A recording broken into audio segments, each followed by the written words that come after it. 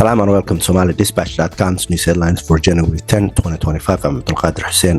The U.S. Congress has approved sanctions against the International Criminal Court in response to a warrant arrest for Prime Minister Netanyahu and former Defense Minister Gallant. The U.S. and Israel reject the ICC's jurisdiction, but Palestine, an ICC member, allows investigations into crimes on its territory.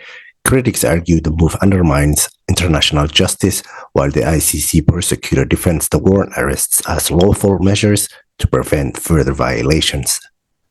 Ethiopia confirmed its continued commitment to obtaining sea access through legal and diplomatic efforts.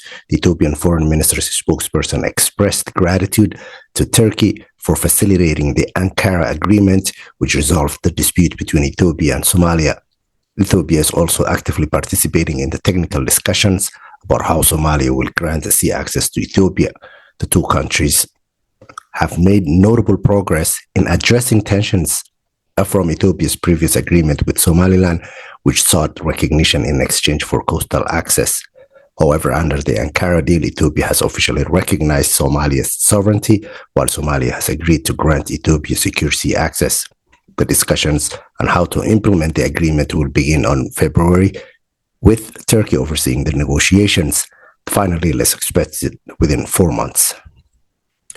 A peace conference recently held in Gaalkacyo between officials from Puntland and Galmudug regional states concluded with decisions aimed at resolving the clan conflict in western Mudug region.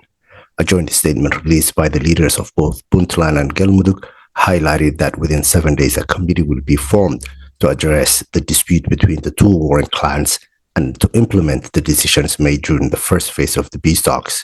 Working with technical committees and elders from the clans, the measures are intended to stabilize the region and continue the peace-building process. 28 ministers appointed by President Abdirahman Mohamed Abdillahi of Somaliland were officially sworn in today, with Chief Justice Aadan Haji Ali administering the oath.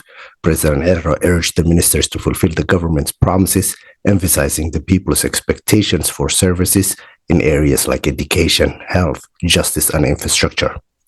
Cirro stated that the ministers' success will depend on how well they deliver these services, which will influence future elections. The new administration, almost a month in power, is expected to show significant results within the first 100 days, with some initiatives already planned and others under preparation.